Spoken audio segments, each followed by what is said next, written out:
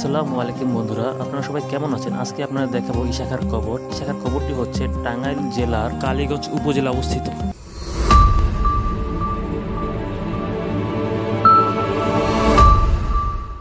আজকে আপনাদের এমন একটা তথ্য দেব যেটা শুনলে আপনার চোখ কপাল উঠে যাবে। অবশ্যই পুরো ভিডিওটি দেখুন এবং দেখেন কি তথ্যটা দিচ্ছে আপনার।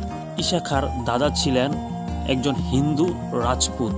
তিনি ভগীরথ 22 গোত্র সম্প্রদায়ের একজন রাজপুত ছিলেন, আর তিনি অযোধ্যা থেকে এই বাংলায় আসেন।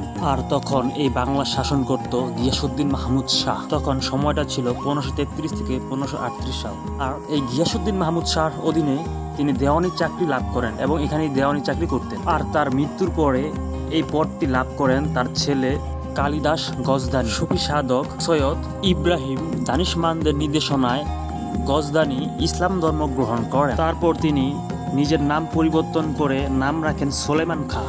ঈশা খানের বাবা সোলাইমান খাঁ সুলতান গিয়াসউদ্দিন মাহমুদ শাহের মেয়ে মোমেনা খাতুনকে বিয়ে করেন। তারপর তিনি ব্রাহ্মণবাড়িয়ার সরাইল পরগনা ও পূর্ব মোমেনশাহী অঞ্চল, যা বর্তমানে জঙ্গলবাড়ি দুর্গ নামে পরিচিত, এই অঞ্চলের জমিদারি লাভ করেন। 1529 সালে সরাইল পরগনায় ঈশা খাঁ জন্মগ্রহণ করেন। 1545 সালে শের শাহ সুরি মৃত্যুবরণ করলে তার পুত্র ইসমাইল শাহ সুরি সম্রাট হয়।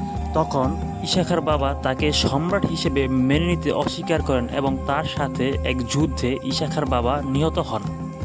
ঈশা খাঁর বাবার মৃত্যুর পরে ঈশা খাঁ এবং তার ভাই ইসমাইল খাঁকে তুরানের একদল বণিকের কাছে বিক্রি করে দেয়া হয়। 1563 সালে ঈশা খানের চাচা কুতুব খান রাজকাজে নিযুক্ত হওয়ার পরে অনেক খোঁজাখুঁজি করে তুরানের এক ধনাঢ্য ব্যক্তির কাছ থেকে অনেক অর্থের বিনিময়ে তাদেরকে ওখান থেকে নিয়ে আসে।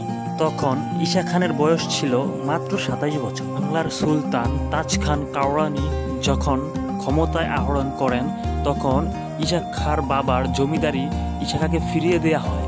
বাংলার শেষ স্বাধীন সুলতান দাউদ খান কাওরানি সময় ঈশা খাঁ প্রচুর প্রতিপত্তি সম্পত্তির মালিক এবং তিনি 1573 সালে দাউদ খান কাওরানিকে ত্রিপুরার মহারাজা উদয় মানিক্যের বিরুদ্ধে চট্টগ্রাম অভিযানে সহায়তা করেন। 1593 থেকে 1594 সাল পর্যন্ত ঈশা খাঁ মসনদি আলা উপাধি লাভ করেন। ঈশা খাঁ অজ্ঞাত এক রোগে আক্রান্ত হয়ে তার বিবি ফাতেমা খানের বাড়ি ফুলদি জমিদার বাড়িতে মারা যান। বাংলাদেশের গাজীপুর জেলা কালীগঞ্জ উপজেলার বক্তারপুর নামক গ্রামে তাকে সমাহিত করা হয়।